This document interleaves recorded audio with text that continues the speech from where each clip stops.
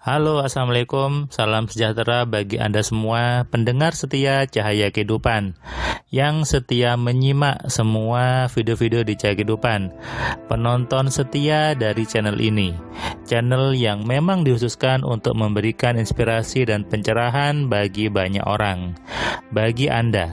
Karena itu, kalau Anda tiba-tiba dihadirkan channel ini, video-video di channel ini di beranda Anda, maka sudah sepantasnya Anda segera klik tombol subscribe dan nyalakan loncengnya supaya Anda mendapatkan updatean video terbaru dari Cahaya Kehidupan. Dan tentunya Anda menjadi orang-orang yang lebih cerdas, lebih sadar bagaimana dirinya, bagaimana menjalani kehidupan dengan simple, dengan mudah, dan tentunya dengan penuh kebaikan. Bagaimana kabar Anda di hari ini? Hari ini tanggal 18 Agustus 2021, hari Rabu. Apa yang sudah Anda kerjakan di hari ini? Kalau kemarin libur, hari kemerdekaan, hari ini sudah masuk. Anda beraktivitas, mungkin malam hari ini Anda capek gitu ya, pulang kerja, habis istirahat, habis mandi, habis makan. Nah, dengarkan Cahaya Kehidupan menjadi pas, menjadi teman untuk menyiapkan Anda tidur, teman untuk mendapatkan pencerahan baru setelah seharian mungkin capek bekerja. Anda bisa tonton Cahaya Kehidupan, Anda bisa dengarkan, gunakan headsetnya, dan tentunya Anda boleh mencatat supaya Anda ingat, supaya Anda tahu apa yang harus diamalkan, apa yang harus dikerjakan setelah mendengarkan catatan harian dari Cahaya Kehidupan. Ada section catatan harian, ada section pakar pikiran, ada section rahasia hidup sukses, dan ada section tanya jawab curhat pikiran.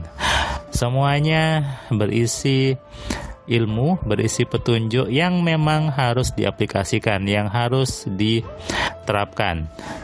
Hari ini tadi, hari Rabu, saya seperti biasa kalau pagi saya memanaskan otak gitu ya, memanaskan tubuh dengan olahraga, dengan treadmill, kemudian main basket, main badminton sampai berkeringat. Bahkan kalau saya hitung pakai jam itu saya cek membakar kalori hampir sekitar 350-an kalori di pagi hari. Nah, kemudian sarapan, tadi sarapannya tadi nasi campur istri saya beli tadi di luar dan pulang bawa nasi campur gitu ya.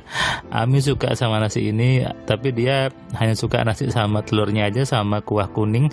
Kalau adiknya suka semuanya tuh yang ada ada parunya gitu ya.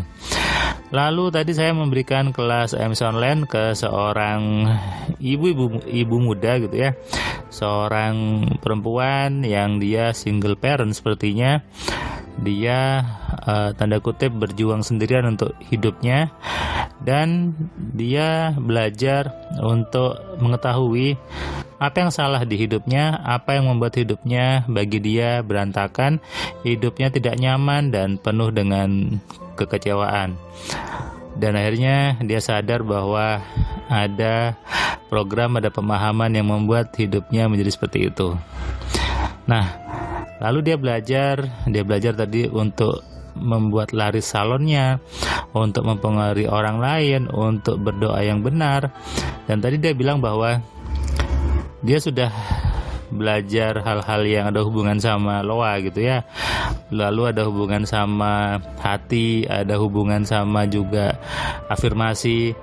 Tapi kata Mbak tadi, baru di sini belajarnya simple, nggak pakai aneh-aneh, nggak pakai cakra-cakra, nggak pakai terapi-terapi, nggak pakai ngisi energi, nggak pakai aktivasi atau buka-buka apalah mas gitu. Dan memang jadinya mudah, jadinya nyaman. Jadi saya nggak perlu duduk meditasi, nggak perlu harus membuka cakra A, cakra B, membuka titik A, titik B. Ternyata semua sudah aktif, nggak perlu ada aktivasi. Nah, pemahaman seperti ini adalah pemahaman penting sebetulnya. Kenapa? Karena ketika orang menyadari dirinya belum teraktifkan, dia sibuk mencari bagaimana mengaktifasi, bagaimana mengaktifkan. Ini yang kadang saya heran gitu ya. Apalagi yang mau diaktifkan, apalagi yang mau dibuka cakranya lah, dibuka titiknya lah, diaktifasi pikirannya, diaktifasi otaknya. Lah ketika Anda sudah lahir, sudah bisa bicara, sudah bisa makan, sudah bisa nonton YouTube, sudah bisa berjalan, itu kan sudah pakai otak, itu kan sudah pakai pikiran, sudah aktif berarti kan. Jadi kalau sudah aktif, ngapain lagi diaktifkan, ngapain lagi diaktifasi? Anda bisa baca di buku saya 10 Keajaiban Pikiran. Itu adalah buku pedoman awal untuk Anda memahami bagaimana pikiran itu bekerja dengan benar, sehingga Anda nggak salah-salah memahami gitu ya. Karena kalau Anda salah memahami tentang pikiran tuh, nanti Anda nggak bisa menggunakan, Anda nggak bisa makainya, caranya salah. Apalagi tadi seperti si Mbak tadi, dulu harus diaktifasi kata dia, harus dibuka titiknya lah, ada titik apalah nama dia, kata dia gitu ya, ada cakra A, cakra B, cakra Crohn katanya, ngisi energi titik tulang belakang dan sebagainya. Bahkan si Mbak tadi bilang bahwa yang namanya karma itu karena ada di bagian tentu di organ tubuh kita, di tulang belakang atau apa gitu ya. Padahal sebetulnya yang namanya karma itu adalah akibat dari program yang ada di kepala Anda. That is karma. Jadi tidak perlu Anda bingung dengan nanti karma saya apa. Ya kalau Anda berbuatnya baik, karmanya pasti baik. Kalau Anda memprogram kepalanya baik, pasti baik. Tapi kalau Anda memprogram kepala Anda jelek, ya dapatnya jelek, itu aja. Karma adalah istilah lain untuk mengatakan bahwa apa yang Anda masukkan ke kepala Anda, itulah yang nanti dihasilkan. Apa yang ada di kepala Anda itu yang tertarik ke dalam hidup Anda. Saya pernah buat status Facebook kayaknya ketika saya memanen sawah gitu ya. Saya bilang bahwa kalau kita nanamnya padi, pasti munculnya padi. Gak mungkin munculnya jeruk gitu ya, nanamnya padi, kecuali ada bibit jeruk di situ. Nah, ketika kita nanamnya padi, kita bukan hanya butuh menanam, kita butuh merawat, kita butuh ngasih pupuk, kita butuh menjaga supaya tumbuhnya itu bagus, supaya tumbuhnya itu panennya bagus. Tapi kalau hanya tanam nggak dirawat ya, nanti muncul pengacau-pengacaunya tuh di sebelahnya, ada ilalang, ada rumput, ada hama dan sebagainya. Nah ini sama dengan di kepala kita sebetulnya. Itulah karma. Kalau Anda masukkannya A, keluarnya pasti A. Kalau Anda masukkannya B, keluarnya B. Nah jadi ya itu ada di kepala Anda, bukan ada di bagian tangan, di bagian kaki atau di mana lah gitu ya.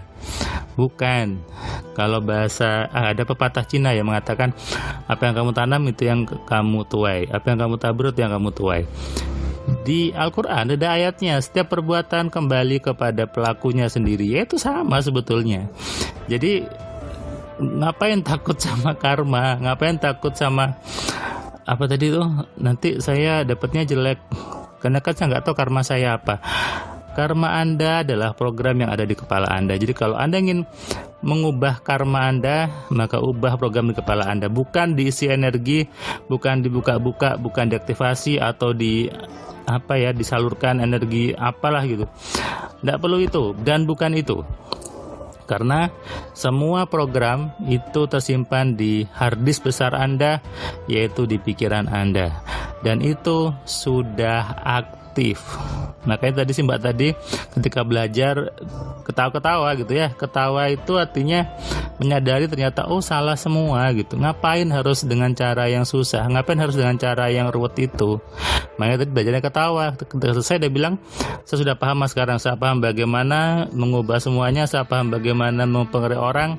Saya paham bagaimana menjadi paranormal, kata dia. Paham bagaimana menjadi dukun yang sakti. Apalagi tentang karma, saya sudah paham dan semuanya tergantung saya. Nah, itulah yang harus Anda pahami. Tidak perlu diaktifasi ya, tidak perlu diisi sinergi, tidak perlu dibuka-buka apanya gitu, tidak usah. Karena sebetulnya semuanya tergantung dari program yang ada di pikiran Anda. Selamat malam, selamat istirahat, salam sehat, salam kaya, salam cerdas. Dari saya Firman Pratama. Assalamualaikum.